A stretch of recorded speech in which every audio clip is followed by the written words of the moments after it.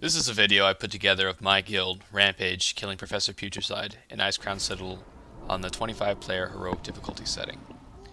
I had originally put up this video without any audio commentary, but I realized that it was probably really boring without even music to listen to, so I decided to add some additional commentary.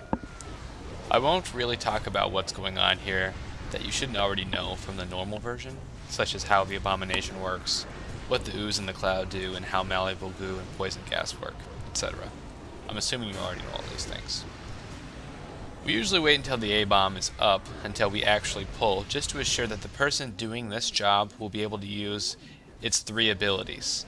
Sometimes, and I think this is due to action bar add-ons or settings, the abilities just won't come up. If that happens, you either need to wipe it or cleanse the A-bomb and immediately have somebody else drink from the table to become the abomination and prevent a wipe.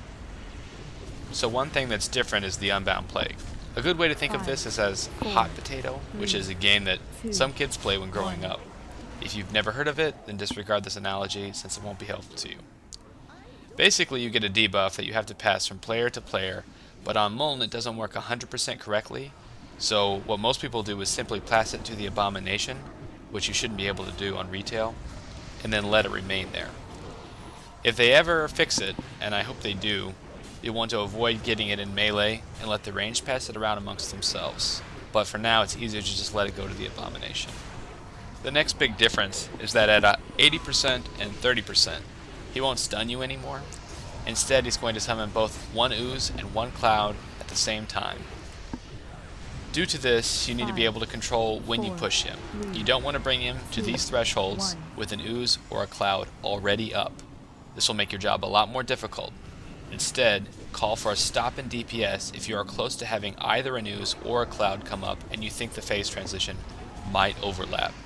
In this video, we all get hit by malleable goo because we stack up for the green ooze since they fixed it to work here more like it should. But a better way to do this might be to wait until it picks someone and then to collapse on that person after they get picked, and that way everybody will be spread out when the goo comes out and it won't hit everyone. Anyway, the raid leader here called for it, so that's what we did, and it wasn't really a big deal in the end, just a small DPS loss, so either way you decide to proceed is fine. In the final phase of this fight, Professor Putricide will sometimes bug out and go back and forth on the table. If that happens, don't panic, just focus on your job. Don't stand in pools or green stuff, and don't get hit by anything. If everyone doesn't get distracted, you can still pull out a kill. I hope this will be helpful and wish everyone the best of luck. As a side note, for DPS, if you really want to increase your DPS on this fight, pay really close attention to either malleable goo or to the poison gas, depending on whether you're ranged or melee. If you don't get hit by this, it will significantly increase your DPS. So it behooves you. As melee DPS, I usually attack more from the front of the boss and pay really close attention to the timers so that I never get hit by the gas. If you notice in this fight, some people get hit by it because they're attacking from the back, which is where this stuff usually comes out at. Just try to avoid it altogether. Pay really close attention to your timers.